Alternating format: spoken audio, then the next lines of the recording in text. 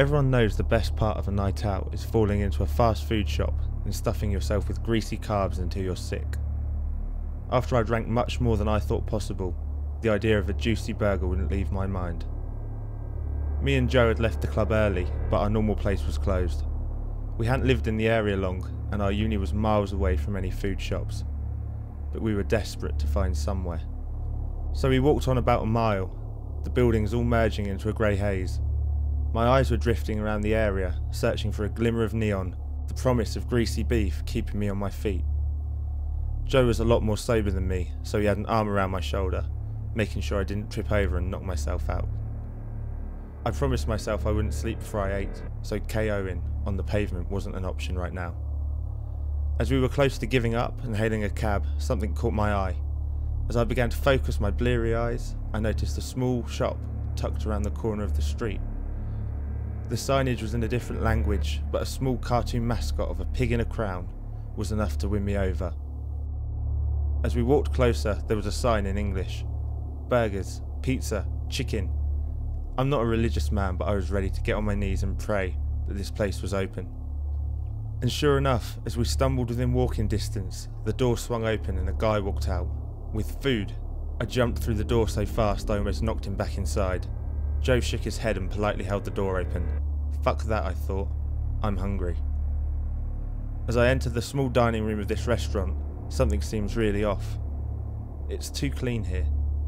All the other fast food shops in the area were greasy, dirty, a shitty rainbow of stains from the variety of bodily fluids and spillages. But not here.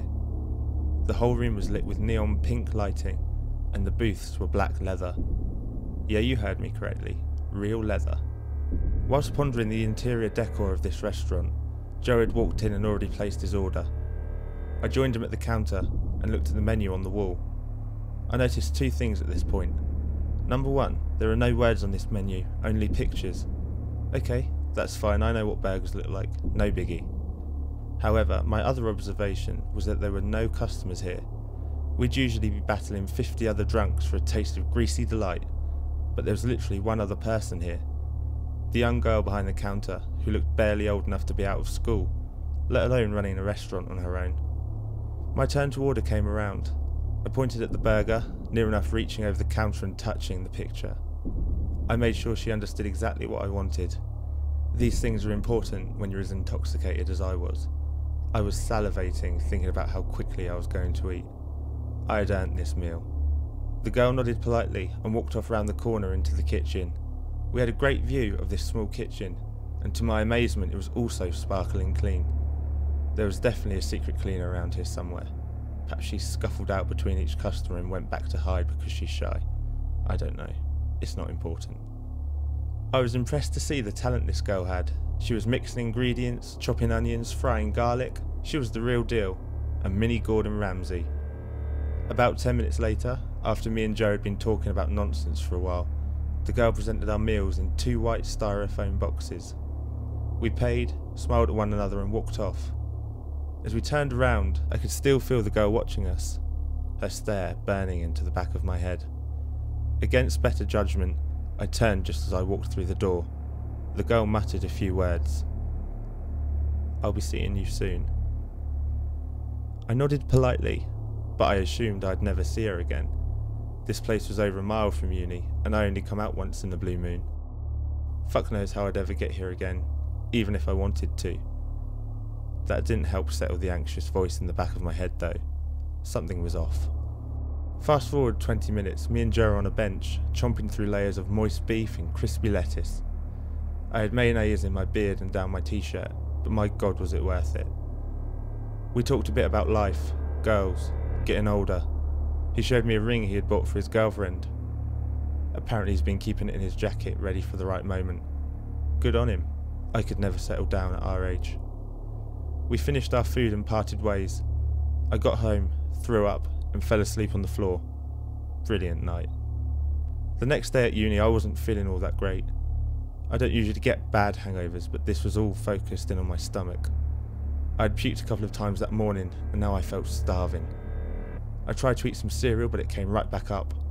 All I wanted was another burger. I was desperate for meat.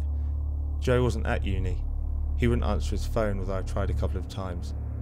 He was either feeling the burn worse than me or he'd lost his phone. Whatever, he's an adult, he can look after himself. At the cafeteria after my first seminar, I couldn't for the life of me find anything to eat. There were salads, pastries, soups, but no fucking burgers. Now I'm all up for a meat-free Monday to help the earth in climate change, but what kind of place only sells burgers once a week on a set day? God help me.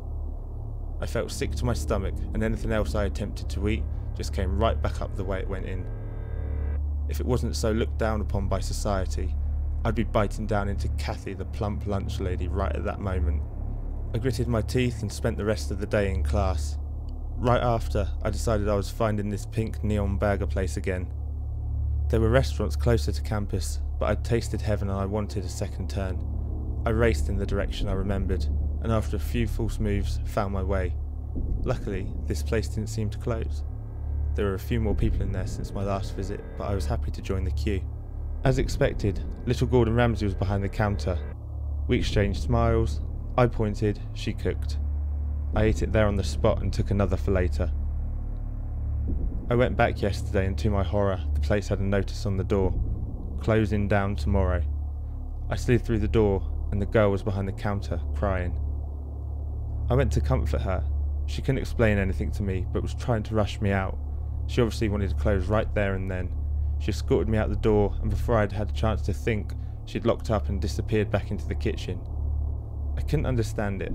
The restaurant was doing really well, and many of my friends really liked it there. She couldn't have been strapped for cash. I hadn't seen Joe since our first night eating burgers. Perhaps he finally got the balls to propose to his girlfriend. It didn't sit right with me that he hadn't called, but no one else seemed too worried. Good on him, I guess. At this point in time, I was desperate for one last taste. I imagine it's what drug addicts feel like. One more hit and then I'm done. I didn't know how I was going to go on after today, but I was sure of one thing. I was getting one more taste. I slipped around the wall and noticed a back entrance into the kitchen. It was a risk, but one I was willing to take. I snuck up like a ninja and crept through the fire door. The girl was nowhere to be found, but as if by magic, there was a burger frying up right there. I could quickly swipe it with a napkin and slip out before she saw me. I picked up a few napkins, removed the pan from the heat and grabbed it. It was searing hot, so I dropped it onto the side for a second.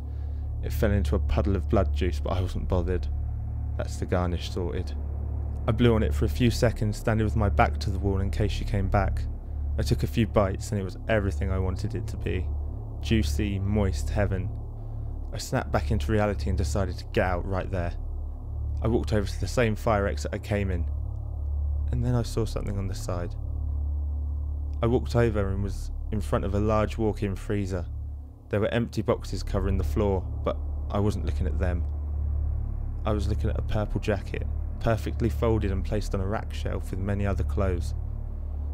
I walked up to the rack and grabbed the jacket, and out fell a ring. The same ring Joe was going to propose with. I don't know quite what I was thinking at this time. Why would he have left his ring and jacket here? Perhaps he'd left them outside and the girl had brought them back in. That would make sense. Fortunately, that wasn't the case. Inside the walk-in fridge, I saw the worst thing I've ever seen in my life. Piles of bloody body parts, detached fingers, hands stripped to the bone. This was a professional job, no wastage. Piles of bones and prepared body part snacks. There was a mincing machine just outside the fridge. As I looked at the bloodied metal of the industrial grinder, I saw a body part hanging inside, half minced. It was a foot, with a distinctive tattoo. In the year I'd known Joe, I told him that getting a tattoo of a camel on his foot would be a stupid and childish thing to do. He remarked that it was hilarious, and in the case that he was ever murdered, people would be able to identify him. Well, he wasn't fucking wrong. God knows where the rest of Joe was. I'm pretty sure some of him was in my stomach. I rushed out, called the police and went straight home. I don't know what happened to the girl. Joe's family found out and it was hell. But something is really troubling me. I didn't feel sick running away from the scene.